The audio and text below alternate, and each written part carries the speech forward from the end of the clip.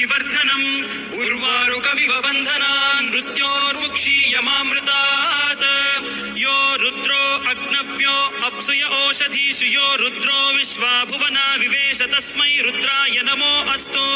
तमुष्टु हि यस्विषुः सुधन्वायो विश्वस्य क्षयति भेषजस्य यक्ष्वा महेशौ मनसाय रुद्रन्नमोभिर्देवमसुरं दुवस्य अयं मे हस्तो भगवानयं मे भगवत्तरः अयं मे विश्वभेषजोऽयं शिवाभिमर्शनः ये ते सहस्रमयुतं पाशां मृत्यो मर्त्याय हन्तवे तान् यज्ञस्य मायया सर्वान् वयजामहे मृत्यवे स्वाहा मृत्यवे स्वाहा ॐ नमो भगवते रुद्राय विष्णवे मृत्युर्मे पाहि प्राणानां ग्रन्थिरसि रुद्रो मा विशान्तकः